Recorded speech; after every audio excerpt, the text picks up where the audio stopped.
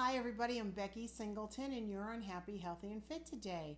We're going to talk about a special book that I think will be really impactful in your lives. So let's get started here today on Happy, Healthy, and Fit. Can you show me the way? Can you show me the way? Can you show me, baby, can you show me the way? Can you show me the way? Can you show me the way? Can you show me, baby, can you show me the way? Hi everybody, I'm Becky Singleton. Welcome back to the channel. If this is your first time seeing me, well, I'm going to welcome you with a big hug. And if you're returning, I'm still going to give you a big hug. So thank you for joining. If you wouldn't mind, please subscribe, like, and share. And do that to any video on YouTube that you like. It really does help and support people. And just, it's a nice thing to do. So thank you so much. We're going to talk today about a book that I want to recommend. It's called The 4 Agreements. Now, I've heard about this book for a long time and just never had the time to read it. I find that I do better with audiobook. Some people like to hold a book and turn the pages, and others like to use their Kindle. And I'm an audio girl. I just have so much going on and drive a lot or fly a lot. It really makes it easy for me to absorb the information when I'm listening to it, especially when I'm sitting still on a plane. So the book is called The 4 Agreements, and there's 4 different agreements that they talk about, and they're all so important. So I'm going to share with you each agreement and just tell you how I feel about those agreements. I encourage you to get it on audio or read the book. I think it would be really helpful. So the first agreement is be impeccable with your word. Be impeccable with your word. It's probably one of the hardest of the 4. And the reason behind that, it's easy for us to slip away after we said we would do something and it doesn't happen, right? Are we being impeccable with our word? You know, if you can't do something, you can always follow that up with a, I'm so sorry, I'm not going to be able to fulfill the original commitment, but this is what I can do. That's what I took away from it. It also talked about how people use words to cast spells on people. Like, if you think someone is beautiful and you send out that lovingness, that's what comes off of them.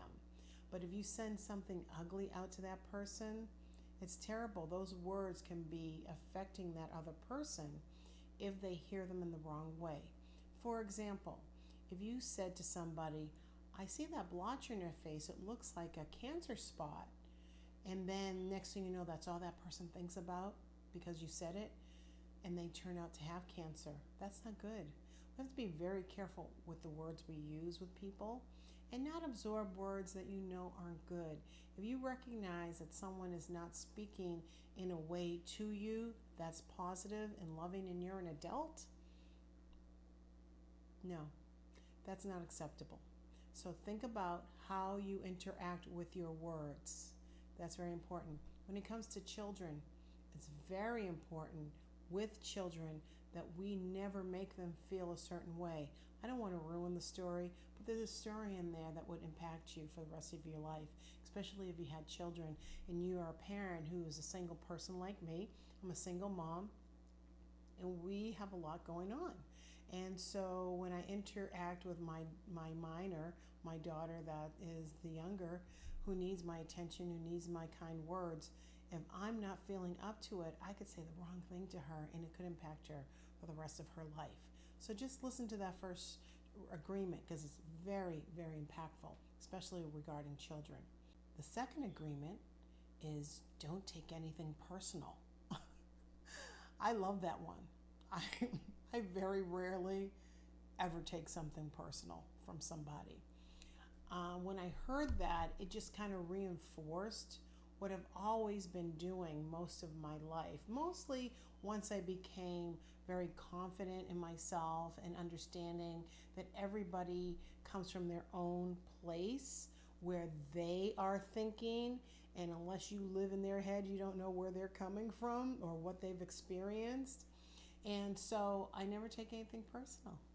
And I also try to be loving, especially when I encounter somebody who is struggling with a decision, someone who's struggling with themselves, someone who just is not in a good place. They're never happy.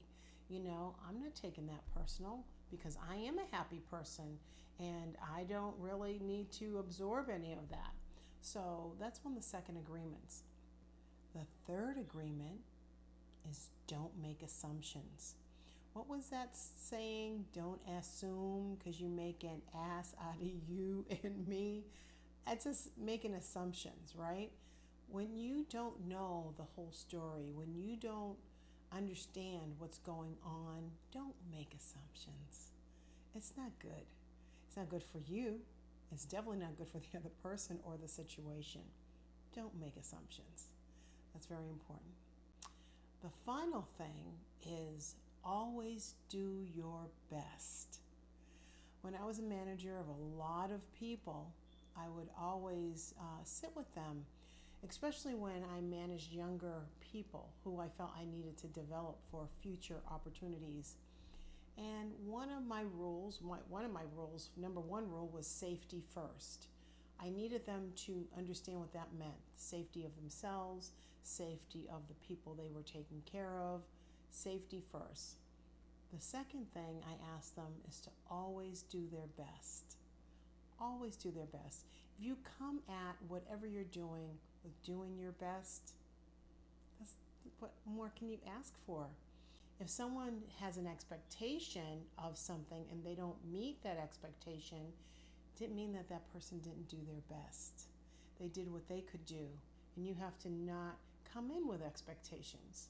So remember how that works. Always do your best.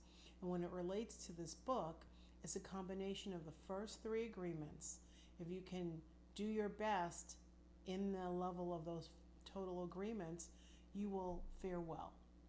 So I hope you have a chance to pick up the book, listen to it. The thing about the audiobook, it's only 2.5 hours. That didn't even make my whole plane ride when I went to Los Angeles. It's a 3-hour flight, and I was done with the book by the time I got there. So just think about if you have a nice ride, you can listen to it without disruption. It's a great time in a car or a plane to listen to the book.